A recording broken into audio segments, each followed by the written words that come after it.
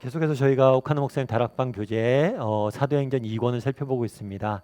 특별히 34과 율법에서의 자유를 선언하다 라는 제목을 가지고 오늘 사도행전 15장 22절부터 35절까지 말씀을 함께 살펴봤으면 좋겠습니다. 먼저 우리 말씀에 씨를 뿌리며를 함께 읽으면 좋을 것 같습니다. 마음의 문을 열며를 함께 읽으면 좋을 것 같습니다. 같이 읽도록 하겠습니다.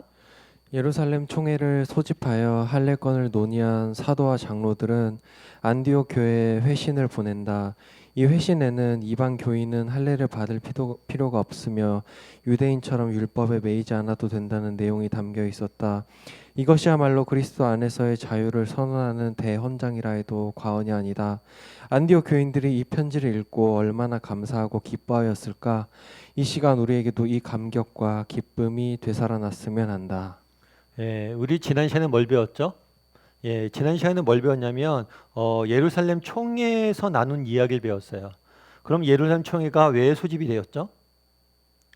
안디옥 교회에 유대주의자들이 찾아와서 이방인 그리스도인들에게, 이방인들 중에서 예수님 믿고 그리스도인이 된 사람들에게 율법과 할례를 행해야 된다라고 주장을 냈죠. 이론에 인해서 많은 논쟁이 일었습니다.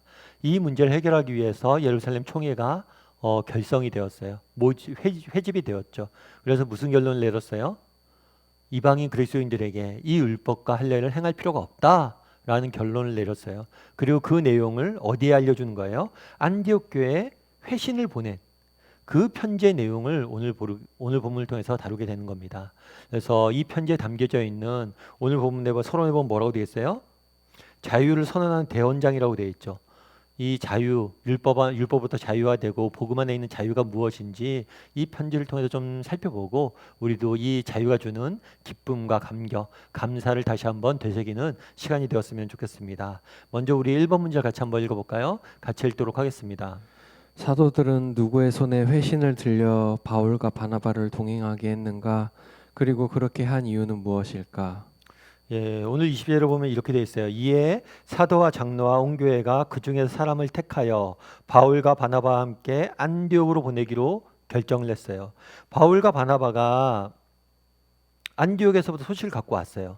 따라서 안디옥에 그 결정 내용들을 알려주는데 이 바울과 바나바가 안디옥에 돌아갈 때 다른 두 사람을 세우기로 결정을 한 거죠. 그 중에 한 명이 누구냐면 유다이고 한 명은 실라예요. 그럼 왜 이 두 명을 같이 보냈을까요? 구약 성경에 보면 어떤 일의 증인은 두 명을 요구하게 돼요. 사실 한 명은 거짓말을 할 수 있겠죠. 그런데 증인이 두 명이 되면 이들은 거짓말을 할 수 없습니다. 그래서 최소한 증인 두 명을 항상 요구를 해요. 그래서 바울과 바나바가 가서 말씀을 전할 거 아니에요? 그러면 바울과 바나바가 상대편에서 그럴 수가 있죠. 바울과 바나바가 거짓말한다 라고 이야기할 수 있죠. 그러니까 바울과 바나바의 말이 참말임을 증거하기 위해서 일부러 대표 두 명을 보냅니다. 그런데 여기 본문에 잘 나와 있지 않지만 이 유다는 유대인이에요. 그리고 이 살라는 이방인이에요. 그래서 유대인 그리스도인 한 명, 그 대표, 그 다음에 이방인 그리스도인 한 명, 그래서 각각을 대표하는 유대인과 이방인을 대표하는 한 사람씩을 세워서 증인으로 함께 보낸 거죠. 이를 통해서 바울과 바나바의 말이 진술이 사실임을 증언하기 위해서 보낸 겁니다. 그럼 2번 문제 같이 한번 읽어볼까요? 같이 읽겠습니다. 편지 내용을 보면 사도와 장로된 형제들, 이방인 형제들이라는 말이 나온다. 이처럼 형제라는 말을 사용하는 것은 유대인이나 이방인이나 예수를 믿으면 차이가 없음을 분명히 하기 위해서이다.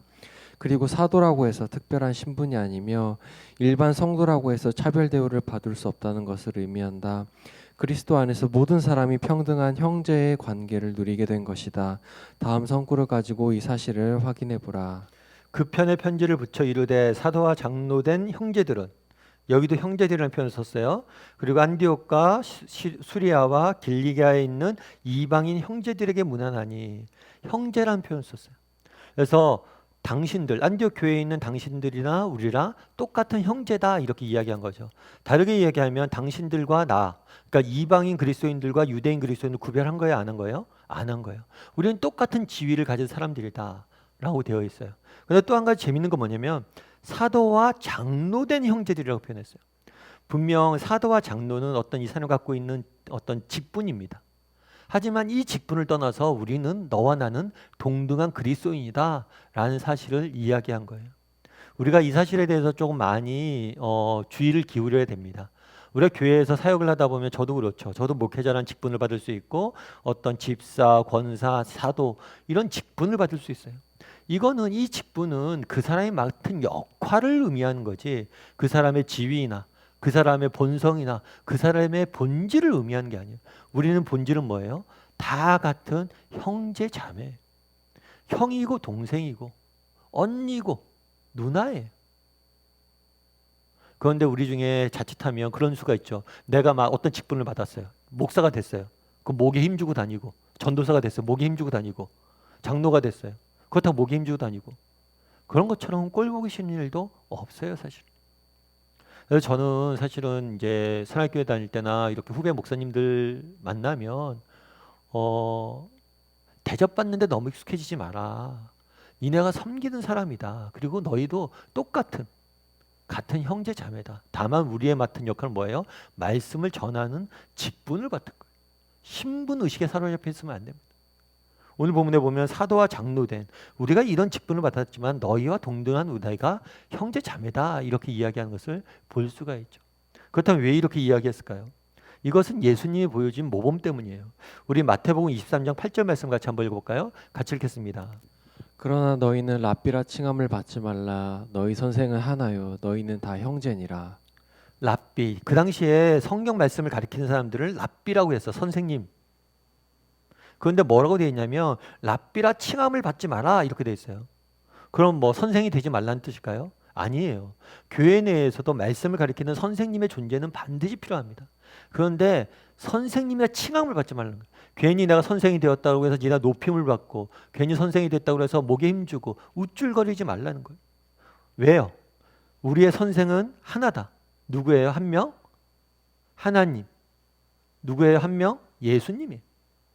그리고 우리는 다 뭐예요? 그냥 형제예요. 우리가 배운 걸 그냥 가르치 다른 사람한테 전해주는 우리가 하나의 역할을 맡은 거지 우리의 신분이 다르고 우리의 지위가 다른 건 아니란 걸 분명히 하신 거죠. 더 나가서 마태복음 28장 10절에서는 더 멋있게 표현합니다. 한번 같이 읽어볼까요? 같이 읽겠습니다. 이에 예수께서 이르시되 무서워하지 말라. 가서 내 형제들에게 갈릴리로 가라 하라. 거기서 나를 보리라 하시니라. 여기서 예수님께서 이르셨는데 여기서 예수는 뭐냐면 부활하신 예수님께서 누구에게 얘기한 거냐면 자신을 찾고 있었던 여인들에게 이야기한 거예요. 여인들에게 가서 뭐라고 얘기했냐면 내가 부활했다는 사실을 제자들에게 전해라 라고 명령하신 거예요. 그런데 제자들이라고 표현하지 않고 뭐라고 표현하냐면 내 형제들이라고 표현해요. 제자를 뭐라고 표현한 거예요? 형제라고 표현한 거예요. 우리가 앞서부터 계속 이야기했죠. 우리가 사도가 되었다, 장로가 되었다고 우리가 어떤 특별한 직분을 받고 그렇다고 직분을 받았다고 해서 높은 지위가 되고 신분이 됐다고 생각하지 말라고 했죠. 심지어 예수님은 보세요. 예수님 뭐라고 그래요? 제자들을 자신의 뭐라고 표현해요? 형제라고 표현해요. 예수님마저도 제자들을 형제라고 표현했는데 우리가 서로가 서로를 형제라고 부르고 정말 형제로 대우하고 서로가 서로 차별 없이 하나 되어지고 함께 정말 형제자매로 지내는 게 마땅하다는 거예요. 그리고 로마서 8장 29절은 뭐라고 되어 있어요? 한번 같이 읽어볼까요? 같이 읽겠습니다. 하나님이 미리 아신 자들을 또한 그 아들의 형상을 본받게 하기 위하여 미리 정하셨으니 이는 그로 많은 형제 중에서 맏아들이 되게 하려 하심이니라. 하나님께서 미리 아신 자들을 이건 성도들이죠. 성도들 또한 그 아들의 형상을 본받기 위하여 미리 정하셨으니 그 아들은 예수님이에요. 우리를 부르신 목적이 뭐예요? 우리가 예수님의 형상을 본받게 하는 것, 예수님을 닮아가게 하기 위해서 우리를 부르셨어요. 그런데 뭐라고 표현했냐면 여기는 그는 예수님이에요. 예수님이 뭐예요? 많은 형제들 중에서 맏아들이 되게 한다. 여기서도 동일하게 뭐라고 표현하냐면 예수님과 우리의 관계를 뭘로 표현한 거예요? 형제 관계로 표현한 거예요. 맏아들이잖아요. 우리는 동생이잖아요. 왜 이렇게 표현했냐는 하나님의 아들이라는 차원에서 우리는 다 형제 자매라는 거예요. 우리가 특별한 신분, 지위가 없다는 거예요. 우리는 모두 다 뭐예요? 하나님의 아들, 딸들의 자녀예요. 그래서 정말 우리가 그리스도 안에서 우리 집사님들이나 권사님들 또 그리스도 안에서 많은 사람들 우리가 한 형제 한 가족이 된 거예요. 그걸 강조하고 있는 거예요. 요한일서 3장 16절에서 뭐라고 이야기했죠? 같이 한번 읽어볼까요? 그가 우리를 위하여 목숨을 버리셨으니 우리가 이로써 사랑을 알고 우리도 형제들을 위하여 목숨을 버리는 것이 마땅하니라. 여기도 뭐라고 표현됐어요? 우리도 형제들. 우리가 믿는 사람들 동일하게 형제들로 표현하고 있죠. 왜 우리가 서로를 형제들로 대접을 해야 됩니까? 예수님께서 뭘 했어요? 그를 위해서 목숨을 버렸다. 그를 형제로 대접하고 그를 위해서 희생했기 때문에 우리도 그를 형제로 부르고 그를 위해서 희생해야 된다는 거예요. 본문에 말씀하는 결국엔 뭐예요? 오늘 본문에 보면 사도들과 장로들이 형제라고 불렀어요. 안디옥 교회 형제들을. 왜 형제들이라고 불렀어요? 예수님이 그들을 형제로 부르셨기 때문에. 따라서 우리의 예수님의 자녀된 하나님의 자녀된 우리 역시 예수님의 모범을 따라서 너희를 형제라고 부른다는 거예요. 그래서 이 형제라는 표현 속에서 사도들과 장로들이 갖고 있었던 그들이 비록 사도와 장로라는 직분을 받았지만 정말 이방인 그리스도인이나 누구나 모든 그리스도인들을 서로 정말 형제 자매로서 동등한 위치에서 서로를 대하고 또 섬기는 모습들을 우리는 보게 됩니다. 그래서 이런 모습들을 여러분들 정말 우리도 본을 받아야 될 것 같아요. 그래서 혹시라도 우리 교회 내에서 우리가 직분을 받는다거나 혹시라도 교회 내에서 내가 선생님의 직분을 된다거나 그럴 때라도 정말 말씀을 가리키는 지위에 있다 할지라도 그냥 진짜 우리가 높은 위치에서 낮은 사람들 가리키는 게 아니에요. 그냥 그 역할을 맡은 거예요. 우리가 자녀들을 대할 때도 마찬가지예요. 우리 아이들을 대할 때도 마찬가지예요. 우리가 먼저 인생을 살았다는 경험이 있는 거지 그들보다 높고 낮고 우리가 더 뛰어나다 이런 생각을 가지면 안 돼요. 겸손히 그들을 섬기는 역할을 하는 거예요. 우리가 맡은 직분에 따라서. 그런 다음에 한번 3번 문제 같이 한번 읽어볼까요? 같이 읽겠습니다. 안디옥 교회에 나타났던 어떤 사람들은 왜 건전하지 못한 선생들이었는지 그 이유를 세 가지로 말해보라. 그러니까 이 편지 내용이에요. 편지 내용인데 이 편지 내용 중에 먼저 뭘 이야기를 하는 거냐면 우리가 이런 논의를 하게 된 이런 편지를 하게 된 배경을 설명을 해요. 배경을 설명하면서 이렇게 설명하죠. 들은즉 바울과 바나바를 통해서 들었죠. 바울과 바나바가 가서 얘기했잖아요. 우리 가운데 어떤 사람들이 이 사람들은 지난번 얘기했던 유대주의자들이에요. 그런데 왜 우리 가운데로 표현하냐면 이 사람들 원래 안디옥 교회에 있던 사람이 아니라 유대에서 온 사람들이에요. 그러니까 예루살렘 교회가 이 유대 공동체의 가장 모체가 되는 공동체이고 사도와 장로들이 이 유대에 있는 이스라엘 공동체의 대표적인 역할들을 했기 때문에 우리 가운데라고 표현한 거예요. 그러니까 유대 지방에서 유대주의자들이 가서 주장을 냈어요. 뭘 주장했어요? 할례와 율법을 행해야 된다. 그런데 이 사람들이 문제가 있다는 거예요. 몇 가지로 나눠서 살펴보라고 해서 세 가지요. 첫 번째는 뭐냐면 우리의 뭐가 없이 지시도 없이. 지난번에도 얘기했지만 교회는 질서가 중요합니다. 그러니까 내가 성경 좀 깨달았다고 내가 성경 좀 읽다고 깨달았다고 함부로 내가 아무런 그런 외적인 질서나 그런 거 다 무시하고 성경을 가리키고 그러면 안 돼. 성경을 가리키는 거는 철저히 질서 가운데 정확한 훈련을 받고 권위가 인정된 사람들만이 가르칠 수 있어요. 이 사람들이 특별해서 그런 게 아니에요. 지난번 설명했던 것처럼. 만약에 이런 질서가 없다면 너도 나도 말씀을 가르치게 될 거고 그렇다 보면은 거짓된 선지자들이 뭐예요? 그 틈을 타서 교회를 혼란스럽게 할 수 있기 때문에 외적 질서를 갖춰서 가르치는 거예요. 물론 이 외적 질서를 갖춰서 가르쳤다고 질서를 따라서 가르치겠다고 해서 문제가 안 생기는 건 아니겠죠. 자격이 없는 사람들도 있을 수 있겠죠. 하지만 이 질서가 없는 것보다 낫다는 거예요. 그래서 이 질서를 중요시 여기는 거예요. 교회도 그래서 마찬가지죠. 순장님들도 정해진 교회 내에 있는 질서 가운데 다 배운 사람들이 가르치는 거예요. 물론 여러분 수원들 중에서는 순장님들보다 훨씬 더 신앙생활 오래 하신 분들도 있어요. 그리고 훨씬 더 성경에 대해서 많이 아시는 분들도 있어요. 그럼에도 불구하고 우리가 순장님들에게 정말 이렇게 겸손히 배우고 함께 순원 섬기는 모습들을 보면 참 제가 존경이 돼요. 그게 신앙인의 모습이죠. 저도 예전에 제자 훈련할 때 저희 제자반 집사님들 중에서는 신학도 공부하고 책도 쓰셨던 분들도 있어요. 저보다 많은 성경의 지식도 있고 경험들도 있는 사람들이 있어요. 그럼에도 불구하고 저한테 배우고 그러거든요. 그런 게 정말 중요한 거죠. 겸손한 거죠. 그리고 제가 예전에 국제제자훈련 세미나 할 때 보면 참 그런 분들 있어요. 정말 목회를 오래 하셨어요. 그리고 정말 큰 교회 담임 목사님이세요.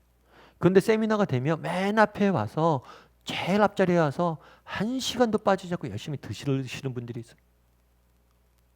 그분들이 뭘 몰라서 듣겠습니까? 그럼에도 불구하고 겸손히 늘 배우려고 하고 다른 사람 교회의 질서를 소중히 여기는 그런 행태죠. 그래서 이 질서가 굉장히 중요합니다. 질서뿐만 아니라 두 번째로 문제는 뭐예요?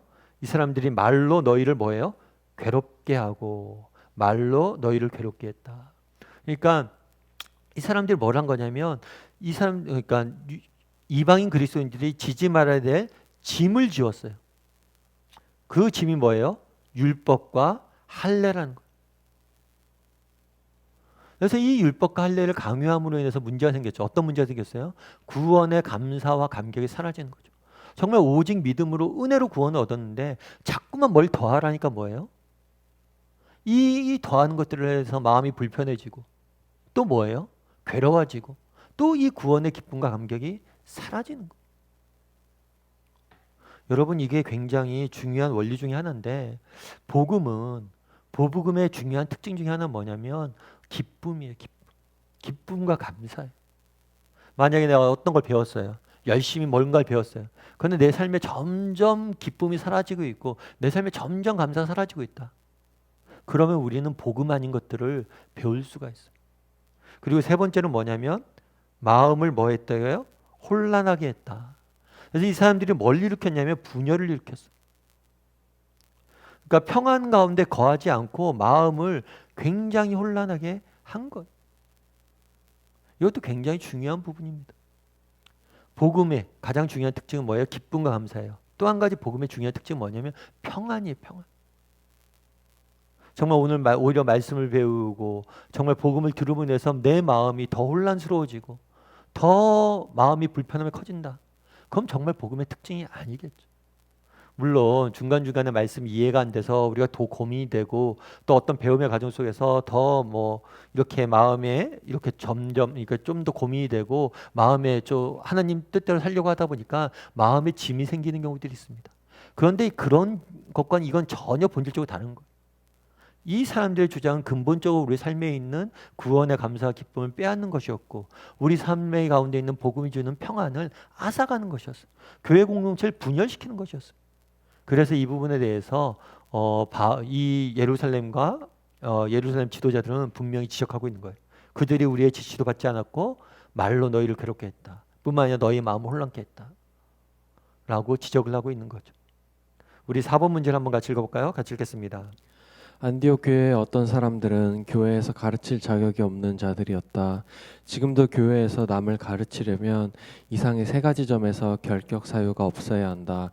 당신의 영적 지도자들은 이런 점에서 신뢰할 수 있다고 생각하는가? 신뢰해도 좋은 이유를 말해보라. 예, 이런 점에서 당신의 영적 지도자들은 이런 점에서 신뢰할 수 있다고 생각하는가? 예, 신뢰할 수 있죠. 신뢰해야죠. 그리고 영적 지도자들도 이렇게 신뢰를 받기 위해서 노력을 해야 됩니다. 특별히 세 가지 차원에서 한번 점검해 볼 수가 있겠죠. 첫 번째로 뭐라고 그랬어요? 공적으로 인정된 사람. 앞서 이야기했지만 저희 교회 같은 경우에도 제자훈련과 사역훈련을 거친 사람들을 뭘 하는 거예요? 순장을 세우는 거예요. 왜냐하면 앞서 이야기했던 것처럼 이런 공적인 질서를 통해서 사람을 세울 필요가 있는 거예요. 그래서 이런 공적 질서를 무시하고 가르치는 사람이 있다면 여러분들은 그 사람에게 배우는 거 굉장히 위험합니다. 물론 그 사람 개인은 잘못되지 않을 수 있어요. 하지만 뭐예요? 아까 얘기했던 것처럼 거짓 선지자들이 그 틈을 타서 들어올 수 있다는 거예요. 그리고 또 우리 예를 들어서 그런 경우들이 있을 수 있어요. 오늘날 같은 경우에는 그런 것도 좀 조심은 하긴 해야 됩니다. 어떤 부분들 보면 정말 말씀이 요구한 것 외에 막 부가적으로 뭔가를 더 하시는 분들이 있어요. 부가적으로 뭔가를 계속해서 요구하는 사람이 있어요. 그런 것들은 잘못된 거예요. 그리고 대부분의 이단들이 그렇습니다. 정말 그리스도가 원하는 것, 말씀이 요구하는 것 외에 이거 해야 된다, 이거 해야 된다, 이거 해야 된다. 참된 신앙이 되려면 이걸 해야 되고 저걸 해야 되고 이걸 해야 된다. 계속 부가하면서 짐을 지우는 경우들이 있어요. 그런 경우들도 되게 조심해야 돼요. 그리고 순장님들도 우리 지도자들도 마찬가지예요. 내가 정말 말씀에 근거한 정말 성경이 말하는 그것 이상의 짐들을 성도들에게 무리하게 괴롭게 하고 있지 않은지. 그래서 그 마음의 짐을 괴롭게 하고 그들을 힘들게 하고 있지 않은지 돌아봐야 돼. 그리고 마지막으로 그런 걸 봐야겠죠. 정말 아까 얘기했던 것처럼 복음의 가장 중요한 원천은 뭐예요? 증거는 뭐예요? 기쁨과 평안이. 정말 우리 순장님들도 점검해 봐야겠죠. 정말 우리 다락방이 정말 이렇게 다락방 교제를 나누고 이런 것들을 하고 나면 기쁨과 평안을 맛보는가. 저도 마찬가지예요. 저희로 늘 말씀을 가리키는 위치에 있는데 정말 이 말씀을 통해서 우리 성도님들이 참 복음의 기쁨을 느끼고 평안을 갖고 뭔가 세상 속에 살아갈 수 있는 힘을 얻었으면 좋겠다, 이런 마음을 위해서 기도하고 있습니다. 아니 물론 제가 부족해서 그런 것을 다 이룰 수는 없겠죠. 하지만 우리의 초점은 거기에 있다는 거예요. 기쁨과 평안을 주는 데, 짐을 지우는 데가 있지 않고. 그래서 저는 그렇게 생각을 해요. 우리 교회 순장님들은 다 이런 면에서 자격이 충분하다고 생각합니다. 자격이 충분하고 완벽한 사람들이란 얘기가 아니에요. 이걸 향해서 간다는 거예요. 정말 영적으로 질서를 지키고 또 교회의 질서대로 정말 하나님께서 정말 복음 말씀이 가리키는 바를 정말 전하고 함께 기뻐하고 평안하고 함께 형제단체로서 그 길을 걸어가기 위해서 노력하고 계시다고 생각을 해요. 그리고 노력해야 되고, 그 부분에 대해서 우리 순장님들도 저 자신을 비롯해서 한번 점검해보고 한번 살펴볼 필요가 있는 것 같습니다. 5번 문제 같이 한번 읽어볼까요? 같이 읽도록 하겠습니다. 사도와 장로들은 자신들이 보내는 답변이 하나님으로부터 직접 받은 계시의 말씀과 똑같다는 점을 어떻게 말하고 있는가? 오늘 28절에 보면 이렇게 얘기해요. 먼저 그러니까 우리가 들었다. 뭘 들었냐면 너희 중에 유대주의자들이 가서 너희를 괴롭힌다는 이야기를 들었다. 그래서 우리가 그걸 가지고 뭐 어떻게 하려고 고민을 하고 결정을 내렸다라고 표현을 하는데 재미있는 표현을 써요. 그 28절이 이거예요. 성령과 우리는 이 요긴한 것들 외에는 아무 짐도 너희에게 지우지 아니한 것이 옳은 줄 아느노라. 그걸 논의를 했는데 어떤 결론을 내렸냐면 어떤 짐도 너희에게 지우지 않는 것이 옳은 줄 결론을 내렸어요. 그런데 이 결론을 내렸는데 어떻게 내렸다고 그래요? 성령과 우리는 이라고 표현을 해요. 그럼 여기서 이것들을 왜 이렇게 표현했냐는 거예요. 여기서 알 수 있는 점은 뭐냐는 거예요. 그거는 뭐냐면 여기서 알 수 있는 점 뭐냐면 성령의 뜻을 추구하려는 자세예요. 그러니까 그렇게 얘기할 수 있는 거죠. 내가 너희들에게 이런 이야기를 들었다. 그리고 우리가 이런 결정을 했다. 라고 표현한 게 아니라 내가 너희가에게 이런 이야기를 들었다. 그래서 우리가 성령과 우리라는 표현을 통해서 알 수 있는 건 뭐냐면 성령이 주시는 지혜로 성령님이 원하시는 것들을 우리가 찾았고 그것들 추구하는 가운데 뭐예요? 우리가 깨달았다는 거예요. 그래서 여기서 우리가 배울 수 있는 자세는 뭐냐면 성령의 인도하심을 받으려고 노력하는 모습들을 우리는 볼 수가 있죠. 실제로 보면 우리가 논의 과정들을 지난주에 배웠잖아요. 지난주에 배울 때 야고보가 어떻게 했어요? 구약 성경을 통해서 쭉 살피면서 정말 하나님의 말씀대로 이것들이 맞나 안 맞나 찾으려고 하는 모습들 봤죠. 베드로는 어땠어요? 그동안 자신이 성령님께서 자신에게 어떻게 인도하셨는지, 그리고 성령님께서 정말 이방인 그리스도인들에게 어떻게 하셨는지 동일한 성령을 주셨다는 사실을 보면서, 그러니까 성령님이 어떻게 행하셨고 또 하나님께서 그동안 어떻게 행하셨고 하나님 말씀에서 어떻게 하셨는지를 꼼꼼히 살피면서 그 답을 찾았거든. 그러니까 이런 자세가 이 표현에 담겨져 있는 거예요. 그래서 우리가 배울 수 있는 건 뭐예요? 성령의 뜻을 구하려는 그러한 자세라고 할 수 있겠죠. 그럼 우리에게도 이런 자세들이 있냐는 거예요. 우리 6번 문제를 한번 같이 읽어볼까요? 같이 읽겠습니다. 교회에서 지도자들이 가르치고 권면하며 경우에 따라서 명령하는 말이 하나님 자신의 말씀, 곧 성령의 말씀과 같다고 당신은 믿는가? 그렇지 않다고 생각한다면 그 이유는 무엇인가?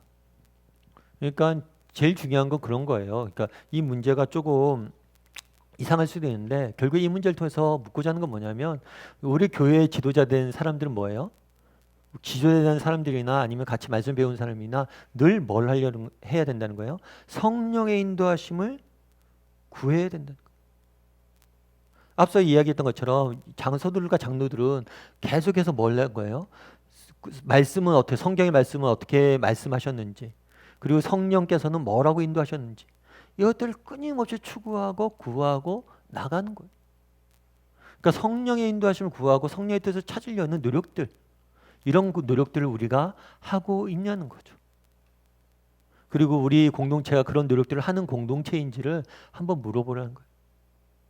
여러분들은 어떠세요? 여러분들은 어떤 일을 행할 때 그렇게 성령님의 인도하심을 구하십니까? 우리가 이제 그렇게 하잖아요. 다락방을 여러분들 하시는데 다락방을 할 때 우리 어떻게 해요? 그냥 모입시다 하고 모였어. 여러분 학부모 모임과 다락방의 차이는 뭔 것 같으세요? 학부모 모임과 다락방의 차이는 뭐예요? 학부모 모임이나 다른 사회생활과 다른 다락방과의 근본적인 차이는 뭐에 있어요? 말씀에 있죠. 우리는 모여서 먼저 뭘 해요? 말씀을 배워요. 그리고 말씀에 우리의 삶을 비춰봅니다.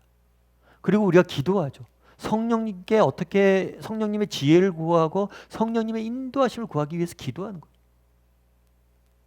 만약에 우리가 다락방을 모였는데 말씀도 안 보고 기도도 안 하고 맨날 뭐 부동산 정보나 나르고 또 네이버나 다음에 나온 뉴스거리나 세상 이야기나 하고 있다. 그러면 우리는 다락방 모임 제대로 하는 거 아니에요. 그건 세상 모임과 똑같은 거예요. 물론 우리가 다락방에 오면 세상 사는 이야기도 하고 그래야겠죠. 근데 그런 이야기는 나중에 하는 거예요. 처음부터 그런 얘기하는 거 아니에요. 왜요? 말씀에 먼저 비춰봐야 되잖아요. 말씀과 기도하고 그거에 비춰서 세상을 판단할 수 있어야 돼요. 그래서 늘 우리가 뭘 추구해야 돼요? 성령의 지혜, 성령의 인도하심을 구하려는 추구하려는 자세가 우리가 있는가? 이 부분에 대해서 한번 점검해 보는 것도 필요한 것 같아요. 특별히 여러분 개인의 삶 가운데서도 마찬가지죠. 그런 얘기도 좀 해보세요. 여러분들은 어떻습니까? 정말 자녀에게도 우리가 뭐 교회 내에서 내가 순번일 수 있어요. 그런데 자녀들에게 집에서는 내가 뭐예요? 내가 선생일 수도 있죠. 그럼 자녀들에게 어떤 이야기를 할 때 여러분들 여러분의 이야기를 합니까? 아니면 성령과 내가 라는 표현을 쓸 만큼 성령님의 인도하심, 하나님께 원하는 게 뭘까? 고민하고 자녀들에게 이야기를 해요. 어떻게 하냐는 거예요. 내가 깨달은 것? 아니죠. 내가 깨달은 게 아니라 성령님이 주신 지혜를 추구할 수 있어요.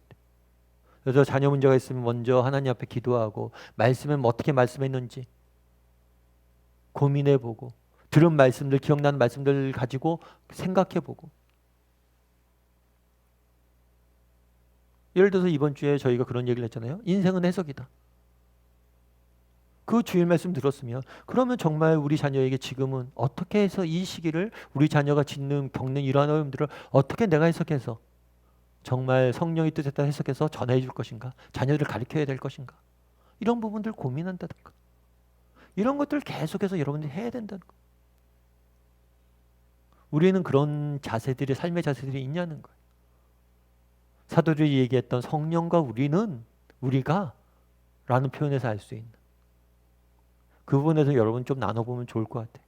어떻게 평소에 성령님의 인도하심을 구하고 추구하고 있는지. 우리 7번 문제도 한번 같이 읽어볼까요? 같이 읽도록 하겠습니다. 율법에서 자유함을 얻은 이방인 교회이지만 실제로 주의하고 삼가할 것이 있다. 그것이 무엇인가? 그리고 아래 글을 읽고 삼가라고 한 이유에 대해 생각해보라. 아마 글은 여러분들 교재 나와 있으니까 한번 읽어보면 좋을 것 같고요. 결국 29절 말씀이에요. 29절에 이렇게 돼 있으면 어떻게 돼 있냐면 우상의 제물과 피와 목매어 죽인 것과 음행을 멀리할지라 이에 스스로 삼가하면 잘 되리라 평안함을 원하노라 하였더라. 뭐냐면 이렇게 이야기한 거예요. 그러니까 유대주의자들이 지금 뭘 했냐면 할례를 행하고 율법을 지키게 해라. 그랬을 때 뭐라고 결론을 내냐면 아니다. 할례 받을 필요 없고 율법 지킬 필요 없다. 그런데 네 가지는 조심해라.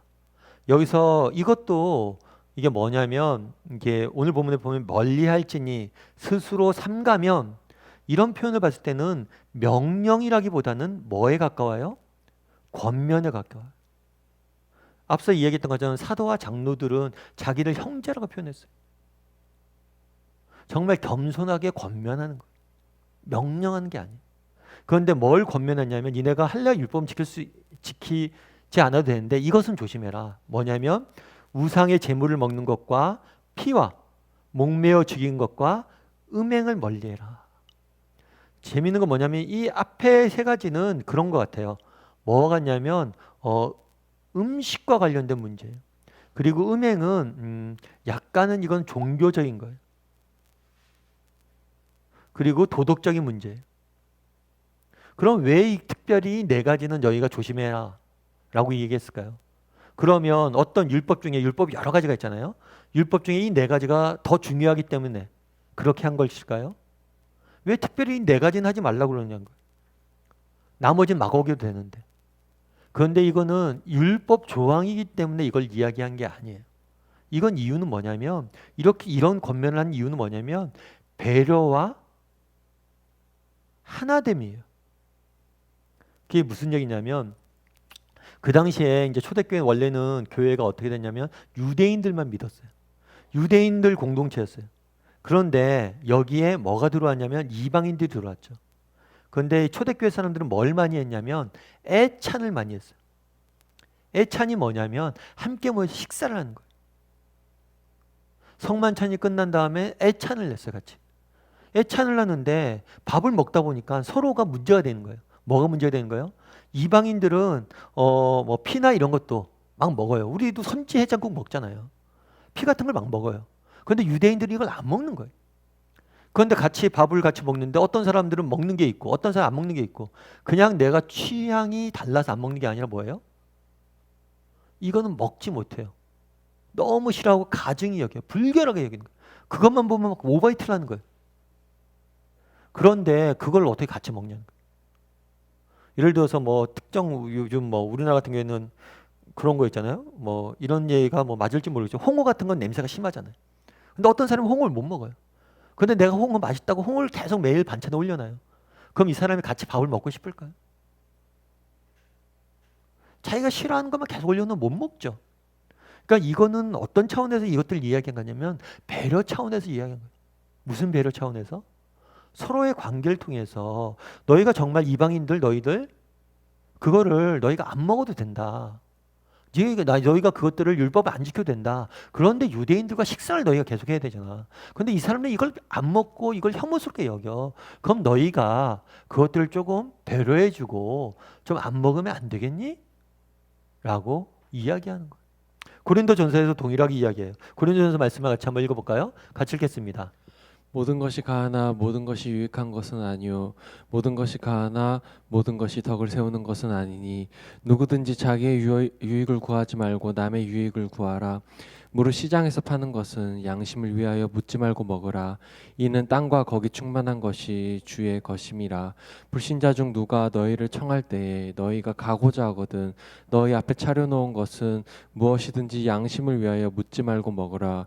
누가 너희에게 이것이 재물이라 말하거든 알게 한 자와 그 양심을 위하여 먹지 말라. 예, 바울이 뭐라고 이야기하냐면 모든 것이 가하다는 거예요. 우리에겐 자유가 주어져 있어요. 그런데 우리가 기억해야 할 건 뭐냐면 이 자유를 주신 목적이에요. 다르게 얘기하면 무엇을 위한 자유냐는 거예요. 뭘 위한 자유예요? 누구든지 자신의 유익을 구하지 말고 뭐예요? 남의 유익을 구하라. 우리가 자유가 있잖아요. 그럼 이 자유를 갖고 뭘 하라는 거예요? 자신의 유익을 구해서 살지 말고 하나님과 다른 사람을 위해서 살라는 거예요. 그러면서 뭐라고 얘기하냐면 먹으라 이야기해요. 마음껏 먹으라고 이야기해요. 무엇이든지 양심에 위하여 묻지 말고 먹으라 이야기해요. 그런데 갑자기 26절에서 28절은 뭐라고 그래요? 먹지 말라고 얘기해요. 왜 먹지 말라고 이야기할까요? 누군가 이것이 우상의 제물이라서 너희가 먹는 것으로 인해서 뭐예요? 마음이 불편해진다며. 그런 거예요. 그 당시에는 우상의 제물이 그 당시에는 그런 거죠. 우상이란 게 뭐냐? 우상의 제물이란 건 뭐냐면 음식들이 있습니다. 음식들이 있으면 이것이 이방 신들에게 드려지는 거예요. 그런 다음에 이방 신들에게 드려진 다음에 이 제사, 그러니까 예를 들면 그런 거죠. 우리나라도 예전에 제사를 지냈잖아요. 그러니까 저녁에 제사를 지내면 제사를 지내고 나면 음식이 남잖아요. 그러면 이 음식을 뭐예요? 가족들이 먹어요. 가족들이 먹으면 우리 그냥 먹을 수 있죠. 그건 음식이니까. 뭐 제사 지낸다고 그 음식이 변합니까? 음식을 먹을 수 있어요. 그런데 어떤 사람이 그런 얘기를 하는 거예요. 내가 신앙의 양심상 도저히 제사 드리는 음식은 못 먹겠다. 그건 그 우상을 섬기는 거다. 누군가 그렇게 얘기한다면 먹지 말라는 거예요. 왜요? 그 사람이 실족할까 봐. 그러면서 계속해서 이렇게 이야기하는 거예요. 한번 같이 29절부터 읽어봤으면 좋겠습니다. 내가 말한 양심은 너희의 것이 아니요 남의 것이니 어찌하여 내 자유가 남의 양심으로 말미암아 판단을 받으리요. 만일 내가 감사함으로 참여하면 어찌하여 내가 감사하는 것에 대하여 비방을 받으리요. 그런즉 너희가 먹든지 마시든지 무엇을 하든지 다 하나님의 영광을 위하여 하라. 유대인에게나 헬라인에게나 하나님의 교회나 거치는 자가 되지 말고 나와 같이 모든 일에 모든 사람을 기쁘게 하여 자신의 유익을 구하지 아니하고 많은 사람의 유익을 구하여 그들로 구원을 받게 하라. 결론이 뭐예요? 자신의 유익을 구하지 아니하고 많은 사람의 유익을 구하여 그들로 구원을 받게 하라. 정말 내가 이 음식을 먹을 수도 있어요. 먹을 수도 있는데 혹시라도 내가 이 음식을 먹음으로 인해 다른 사람들이 영적으로 실족하게 되고 다른 사람이 실망하게 될까 봐 내가 먹지 않겠다는 거예요. 앞서 이야기했던 것처럼 오늘 본문에 보면 율법의 자유를 이야기합니다. 너희가 율법을 이제 더 이상 안 지켜도 된다. 할례를 안 받아도 된다. 하지만 이 네 가지는 하지 마라. 라고 권면했어요. 왜요? 서로에 대한 배려예요. 다른 사람을 위해서 너희가 그것들을 하라는 거예요. 그런데 그 이면에는 자유의 본질이 들어있어요. 자유의 본질은 뭐예요? 왜 우리가 자유를 주었냐는 걸 우리에게. 그것은 뭐예요? 우리의 유익을 구하지 말고 하나님과 다른 사람의 유익을 구하기 위해서 우리의 자유를 쓰라는 거예요. 우리 8번 문제를 같이 한번 읽어볼까요? 같이 읽겠습니다. 당신은 약한 형제를 염려해서 자신이 꺼리낌 없이 할 수 있는 일을 자제해 본 적이 있는가? 만약 있다면 어떤 것이었나? 여러분들은 이런 것들이 있어요? 오늘 본문에 계속 이야기하잖아요. 권면하는 게 뭐냐면 너희가 아무것도 다 해도 된다. 그런데 다른 사람을 위해서 이런 것들은 삼가하면 좋겠다. 여러분들은 어떠세요? 믿음이 약한 형제들 염려해서 자신이 할 수 있는 것을 꺼려본 적이 있으세요? 이런저런 이야기를 해볼 수 있겠죠. 대표적인 예가 뭐가 있을까요? 그러니까 뭐 여러분들 아마 안 하실 거예요. 많이 안 하실 건데 대표적인 예가 뭐 술, 담배 같은 거죠. 술, 담배 하면 사람들이 그런 얘기를 많이 해요. 목사님, 술 마셔도 돼요? 담배 마셔도 돼요? 피워도 돼요? 그게 죄예요?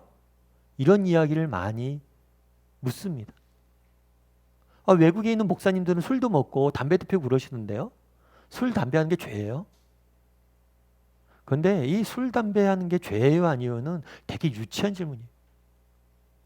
바울이 이야기하는 게 뭐냐면 이게 죄라서 예를 들어서 이게 죄고 이게 죄가 아니고 그래서 이게 죄가 아니기 때문에 나는 먹어도 되고 죄이면 안 먹고 이거는 율법주의적인 태도예요. 바울이 묻는 거는 더 고귀한 질문이라는 거예요.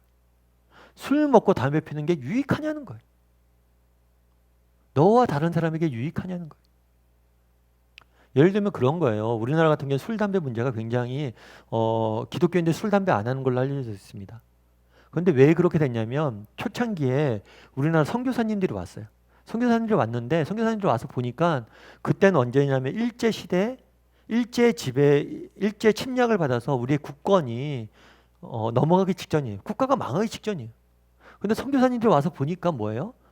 진짜 국가가 백척간대 위기에 있는데 백성들은 전부 다 뭘 한 거예요?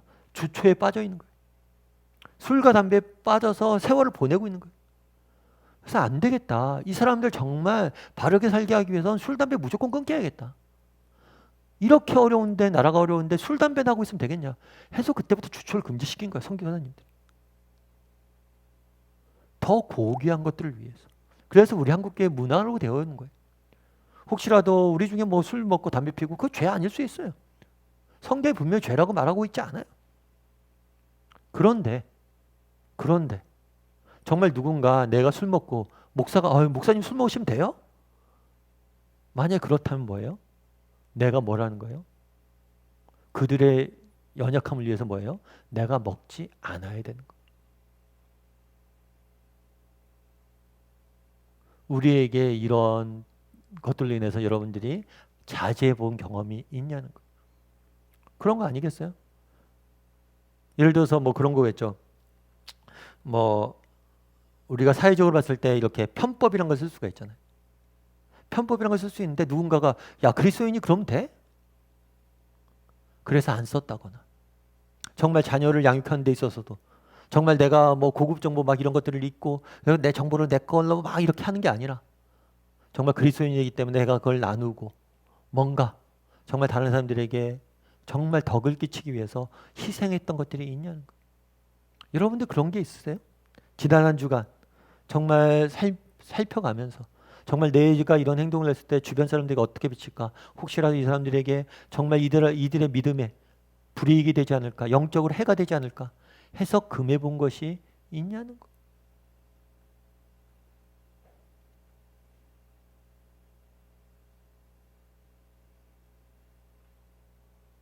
이런 것들을 한번 이야기해 봤으면 좋겠어요.